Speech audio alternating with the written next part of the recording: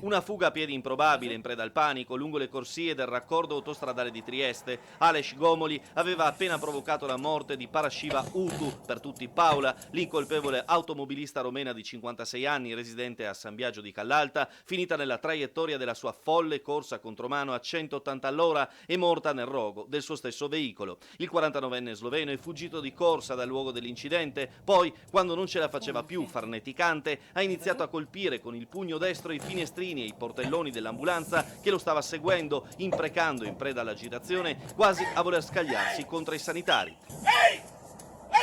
Poi l'arrivo di corsa di due poliziotti, uno lungo la stessa carreggiata, l'altro, a quanto pare dal video, dallo spazio percorribile tra i due guardrail centrali. Nel video, ripreso con il cellulare da un automobilista postato sul gruppo Facebook 6 di Monfalcone e dintorni e poi rimosso dopo aver fatto però il giro di diverse chat, viene poi immortalato il momento dell'arresto. Due paramedici scesi dall'ambulanza provano a calmarlo, ma invano, mentre Ales mantiene il pugno alzato in segno di minaccia e continua ad inveire. Quindi, quando l'uomo volta le spalle a uno degli agenti, viene atterrato e poi ammanettato sull'asfalto. Ales Gomoli è stato poi ricoverato nel reparto di medicina d'urgenza di Cattinara in stato di fermo. Lo sloveno potrebbe essere addirittura entrato a Sesana nel raccordo autostradale e non a Fernetti, fatto ancora da accertare. Stamani in procura è stato aperto il fascicolo relativo all'incidente. Il PM Matteo Tripani ha chiesto al GIP la convalida dell'arresto dello sloveno con l'ipotesi di reato di omicidio stradale. Il giudice ha ora 48 ore di tempo per decidere.